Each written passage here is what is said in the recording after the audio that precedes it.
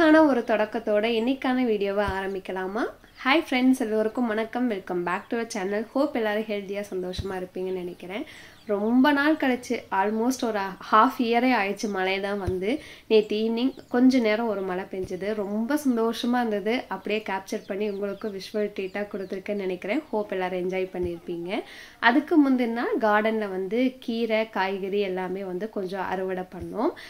கத்திரிக்காயும் சொரக்காயும் போட்டிருந்தேன்னு சொல்லியிருந்தேன் பார்த்தீங்களா. சொரக்காய் வந்து நிறைய காய் விட்டுருக்கு.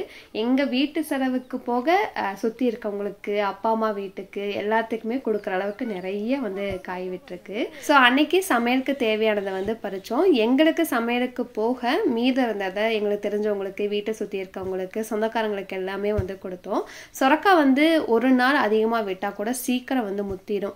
முத்தி போய் வேஸ்ட்டாக போகிறக்கு நமக்கு தெரிஞ்சவங்களுக்கு கொடுத்தா கூட அவங்க வந்து சமையல் பண்ணி சாப்பிடுவாங்க. அதுலேயும் ஒரு சந்தோஷம் கிடைக்கும். ஏன்னா எந்த மருந்துமே போடாமல் இயற்கையாக எல்லாமே வந்து விளைஞ்சுது.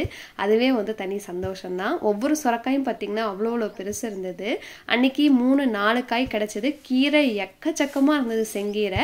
இந்த வாட்டி அறுவடை பண்ணிட்டு ஃபுல்லாகவே வந்து கட் பண்ணி விட்டுடலான்னு அத்தை வந்து காலையில் எல்லாமே கட் பண்ணாங்க. சொரக்காய் பார்த்தீங்கன்னா வெயிலுக்கு சீக்கிரம் வெம்பி போயிடும். அப்படி வெம்பி போகாமல் இருக்க எனி டைம் தண்ணி பாயிற இடமா பார்த்து விதை போட்டிங்கன்னா காய் நிறைய பிடிக்கும். இது வந்து அத்தை சொன்னது.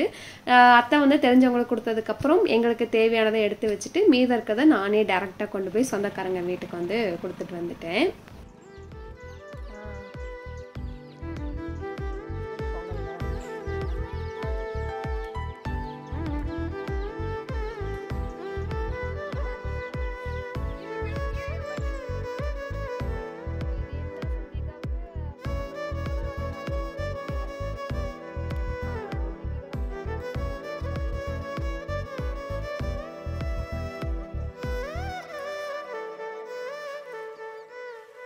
ஸோ இன்னைக்கான அறுவடை முடிஞ்சது. ரொம்ப ஹாப்பியாக இருந்தது. எந்த உரம் போடாமல் எதுவுமே போடாமல் இயற்கையாக விளைஞ்சது. கீரை பார்த்திங்கன்னா நாங்கள் பறித்தது போக மீதி எல்லாமே கீரை அடியோட அத்தை வெட்டி விட்டாங்க. இது வந்து மாடு நல்லா சாப்பிடும். வளர்ந்த வரைக்கும் கொஞ்ச நாள் ஆகும். அது வரைக்கும் கார்டன் வந்து கொஞ்சம் க்ளீனாக இருக்கும். ரொம்ப ஹாப்பியாக இருந்தது. இதுக்கப்புறம் கத்திரிக்காய் போட்டிருக்கோம், தக்காளி, பச்சை மிளகாய் எல்லாமே வந்து போட்டிருக்கோம். ஒவ்வொன்றும் அறுவடை பண்ணும்போது அப்பப்போ நான் இந்த மாதிரி வீடியோவில் உங்களுக்கு வந்து அப்டேட் பண்ணுறேன். இன்னைக்கு மதியம் வந்து சொரக்காய் குழம்பு எங்கள் அத்தை ஸ்டைலில் வச்சு செங்கீரை பொரியல் தான் ரெடி பண்ண போகிறேன். ஸோ ரெசிபியுமே ஷேர் பண்ணுறேன்.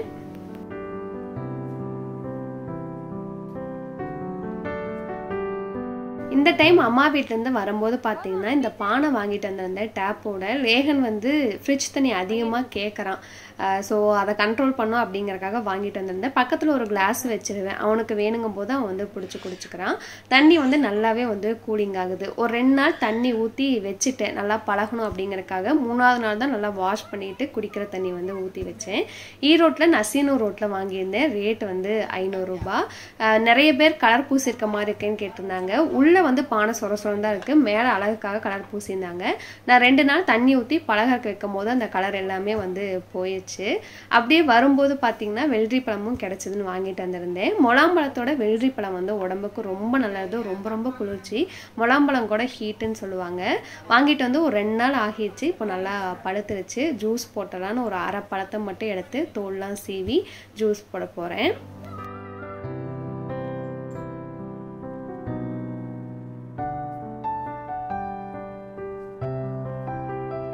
இந்த பழத்தில் உள்ளே இருக்க இந்த விதையை எடுத்து நல்லா காய வச்சு தூவி விட்டுட்டோம்னா போதும், வெள்ளரி செடி வர ஸ்டார்ட் ஆயிடும்.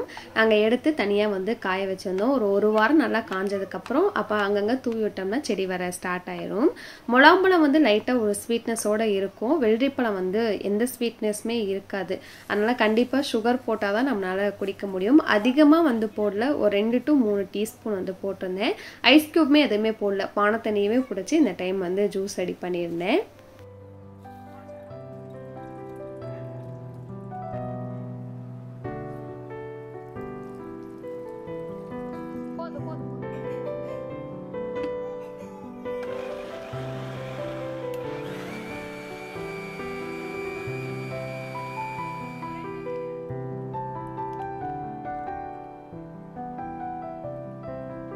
இந்த வெயிலுக்கு நல்லா குளு குளுன்னு வெள்ளரிப்பழ ஜூஸ் ரெடி. இந்த பழம் கிடைச்சா மிஸ் பண்ணிடாதீங்க, ரொம்ப ரொம்ப நல்லது உடம்புக்கு. ஐஸ் கியூப் போடாதனால லேகன் சார் வந்து குடிக்க மாட்டேன்னு சொல்லிட்டாரு. அப்படி இப்படின்னு பேசி ஒரு 2 சிப் மட்டும் குடிச்சா. அடுத்து அவங்க அக்காவும் அதே மாதிரி தான், அவளுக்கு ஐஸ் பத்திரின்னு ஐஸ் கியூப் போட்டு வந்து ஜூஸ் குடிச்சா. அப்போ மட்டும் சார் வந்து ஜூஸ் குடிக்கிறேன்னு 2 பேர் வந்து பார்ட்னர்ஷிப் போட்டு ஜூஸ் வந்து அன்னைக்கு குடிச்சாங்க.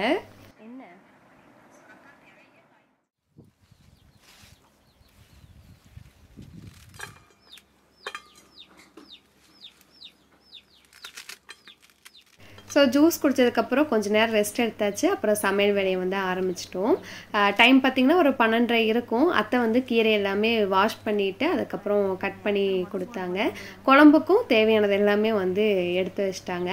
அத்தை ஸ்டைலில் வந்து சுரக்காய் குழம்பு நிறைய பேர் வந்து கேட்டிருந்தீங்க. ஆல்மோஸ்ட் ஒரு வருஷமே ஆயிருக்குன்னு நினைக்கிறேன். எனக்கு இப்போ தான் ஷேர் பண்ண அந்த டைமே வந்து கிடச்சிருக்குது. சுரக்காய் வந்து நான் தோல் எடுத்துகிட்டு தான் வந்து சேர்த்தேன். ரொம்ப பிஞ்சு காயாக இருந்தால் தோலோட கூட சேர்த்துக்கலாம். இது ஓரளவுக்கு கொஞ்சம் பெரிய காயை திரண்டனால நான் தோல் எடுத்துட்டு தான் வந்து குழம்பு வச்சேன்.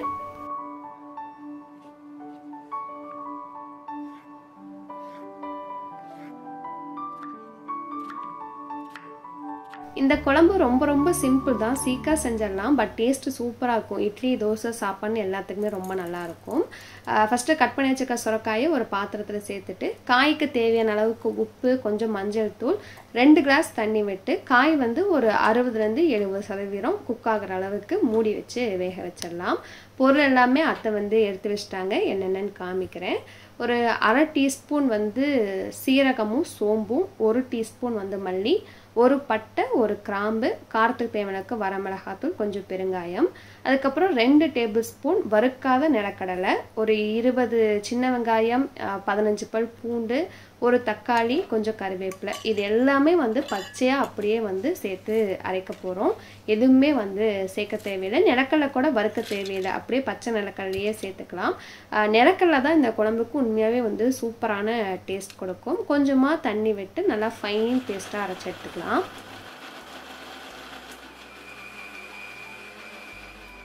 அவ்வளோதான், குழம்புக்கு ஊற்றுற பேஸ்ட் ரெடி. நல்லா ஃபைனாக அரைச்சி வச்சுக்கோங்க. சுரக்காயும் பார்த்தீங்கன்னா ஒரு 60% குக் ஆகிடுச்சு. இப்போ அரைச்சி வச்சுருக்க பேஸ்ட் வந்து சேர்த்துக்கலாம். நிலக்கடலை போட்டிருக்கனால குழம்பு சீக்கிரம் திக்காகும், அதனால் தாராளமாக வந்து தண்ணி விட்டுக்கோங்க. இந்த குழம்புல முக்கியமாக அத்தை சொன்ன விஷயம் என்னென்னு பார்த்தீங்கன்னா, இது வந்து நல்லா பொங்கி வரும். அப்படி பொங்கி கீரை வடிஞ்சிருச்சு அப்படின்னா குழம்போட டேஸ்ட்டெல்லாம் அதுலேயே போயிடுன்னு சொல்லுவாங்க. அதனால் இந்த மாதிரி ஊற்றுனதுக்கப்புறம் உப்பு காரெல்லாம் செக் பண்ணிவிட்டு அடுப்பை சிம்லேயே வச்சுக்கோங்க. கொஞ்சம் அந்த நுரையெல்லாம் அடங்கினதுக்கப்புறம் அடுப்பை ஹை ஃப்ளேமில் வச்சு நல்லா கொதிக்க விட்டுக்கலாம். அதை மட்டும் பார்த்துக்கோங்க. இன்னொரு சைடில் பார்த்தீங்கன்னா கீரை பொரியலும் ரெடி பண்ணிவிட்டேன். எப்பயும் போல தான் பெரிய வெங்காயம், 2 காஞ்ச மிளகாய், கடுகெல்லாம் போட்டு நல்லா வதக்கி விட்டுட்டு கீரை போட்டு உப்பு போட்டு நல்லா வந்து சுருண்டு வதங்கி வந்ததுக்கப்புறம் தேங்காய் பூ போட்டு இறக்கிட்டோம்னா பொரியல் ரெடி. நான் எக்ஸ்ட்ரா வந்து வேறு எதுவுமே சேர்க்கலை.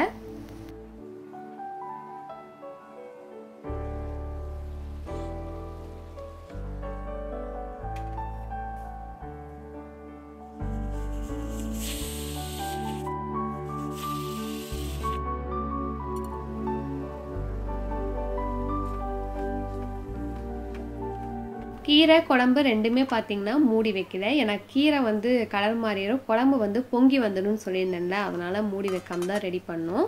கீரைக்கு தேங்காய் பூ போட்டு இறக்கிட்டேன். குழம்புக்கு நம்ம எல்லாமே பச்சையாக அரைச்சி ஊற்றிருக்கோம். அதனால் ஒரு 20 to 25 நிமிஷம் ஆகும் அந்த பச்சை வாசனையெல்லாம் போய் குழம்பு வந்து திக்காகிறதுக்கு. கடைசியாக வந்து எப்பயும் போல் ஒரு தாளிப்பு தான். எண்ணெய் விட்டு கடுகு, 2 காஞ்ச மிளகாய், சின்ன வெங்காயம் இருந்தால் கண்டிப்பாக அதை யூஸ் பண்ணுங்கள், நல்லாயிருக்கும் டேஸ்ட்டு. கொஞ்சம் கருவேப்பிலை போட்டு நல்லா வதங்கினதுக்கப்புறம் குழம்புல ஊற்றிட்டோம்னா குழம்பு சூப்பராக ரெடி. கடைசியாக கொஞ்சம் மோரும் ரெடி பண்ணியிருந்தேன். கருவேப்பிலை, கொத்தமல்லி, ஒரு சின்னதாக பச்சை மிளகாய், சின்ன துண்டு இஞ்சி போட்டு. அன்றைக்கி லன்ச் வந்து பார்த்திங்கன்னா ஒரு மாதிரி ஃபுல்ஃபில்லாக இருந்தது. எல்லாமே நம்ம வீட்டில் கிடைக்கிறத வச்சு ரெடி பண்ணியிருந்தோம். அதனால் ஒரு மாதிரி ஃபுல்ஃபில்லாக இருந்தது மனசுக்கு. ஏன்னா நம்ம வீட்டில் மாடு இருக்குது, தயிருமே வந்து நாங்கள் வீட்டில் உரையை ஊற்றி வச்சு தான் டெய்லி யூஸ் பண்ணுவோம். சுட சுட சாப்பாட்டோட சுரக்காய் குழம்பு, செங்கீரை பொரியல், அதுக்கப்புறம் வந்து நம்ம ரெடி பண்ண மோர் எல்லாமே வச்சு ஒரு கம்ப்ளீட் மீலாக சூப்பராக இருந்தது. சுரக்காய் குழம்பு ரெசிபி கண்டிப்பாக வந்து ட்ரை பண்ணி பார்த்துட்டு எப்படி இருக்குன்னு சொல்லுங்கள். நாங்கள் எல்லாருமே லன்ச் வந்து சூப்பர் ஹாப்பியாக என்ஜாய் பண்ணி சாப்பிட்டோம்.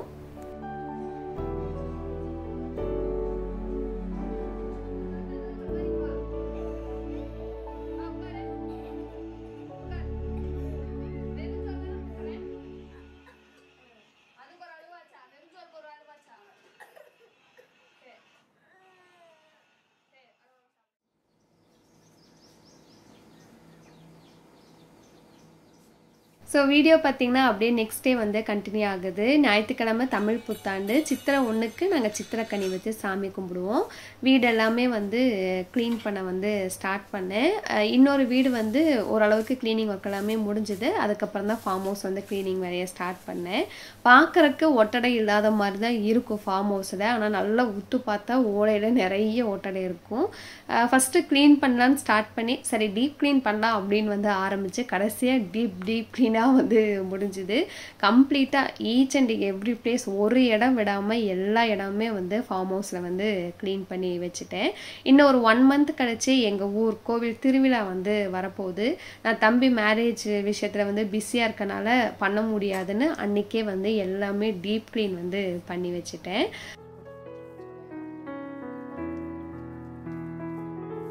நம்ம ஃபார்ம் ஹவுஸை சுற்றியுமே காடு தான். ஏன்னா நம்ம சைட் போட்டிருக்க இடத்துல தான் வாங்கி கட்டியிருக்கோம்.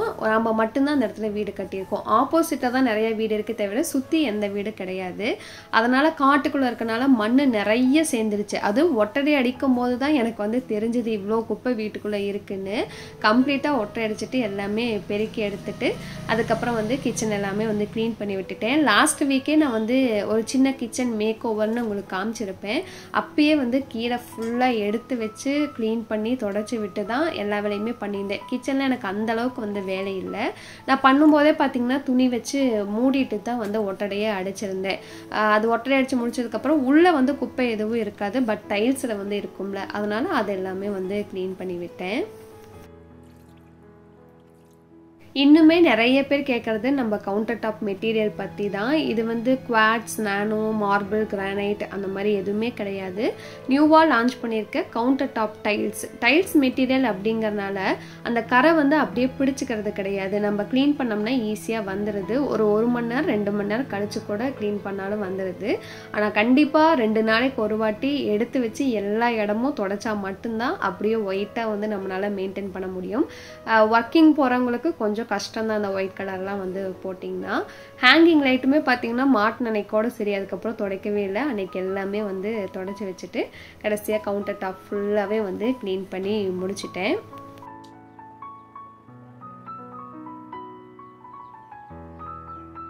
அதே மாதிரி நம்ம ஃபார்ம் ஹவுஸ் வந்து ஒரு ரூம் வித் ஓப்பன் கிச்சன். அந்த டிவி வச்சிருக்க வால்க்கு அந்த சைடு என்ன இருக்குன்னு பார்த்தீங்கன்னா எதுவுமே கிடையாது.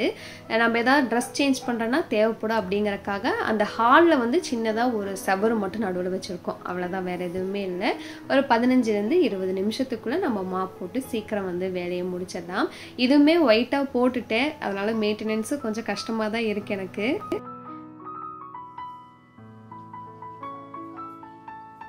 காலையில் 10:30க்கு வேலையை ஸ்டார்ட் பண்ணி எல்லாம் முடிச்சு நானும் ரெஃப்ரெஷ் ஆகி வரும்போது மணி 5 ஆகிடுச்சு. நான் டீப் க்ளீன் பண்ணிட்டேன். விண்டோ, ஸ்விட்ச் board, water purifier, fridge, hanging light, TV unit எல்லாமே கம்ப்ளீட்டாக தொடச்சி விட்டுட்டேன். எவ்வளோ வேலை செஞ்சாலும் கடைசியாக அந்த க்ளீனாக இருக்க ஹோமை பார்க்கும்போது அதில் கிடைக்கிற சாட்டிஸ்ஃபேக்ஷன் வேறு எதுலேயுமே இருக்காது. அப்படியே பாப்பா கையால் ஒரு காஃபி போட்டு தர சொல்லி அன்றைக்கி ஈவினிங் வந்து குடித்தேன். என்னை பொறுத்த வரைக்கும் டீ காஃபிலாம் யாராவது போட்டு கொடுத்தாங்கன்னா அதில் கிடைக்கிற சந்தோஷமே தனிதான். தீபி வீட்டில் இருந்தானா கண்டிப்பாக அவளை தான் வந்து நான் போட்டு தர சொல்வேன். சூப்பராக வந்து ரெண்டுமே வந்து போடுவா. அப்படியே வெளியே பார்த்தீங்கன்னா மழை வர ஸ்டார்ட் ஆச்சு. சுட சுட காஃபியோட அன்னைக்கு டே வந்து எண்ட் ஆச்சு. அப்படியே நானும் இந்த வீடியோ வந்து எண்ட் பண்ணிக்கிறேன். கண்டிப்பாக உங்களுக்கு பிடிச்சிருக்கும், ஏதாவது ஒரு வகையில் யூஸ்ஃபுல்லாக இருக்கும்னு நினைக்கிறேன். இதே மாதிரி இன்ட்ரெஸ்டிங்கான இன்னொரு வீடியோவில் மீட் பண்ணலாம். தேங்க்ஸ் ஃபார் வாட்சிங். பை.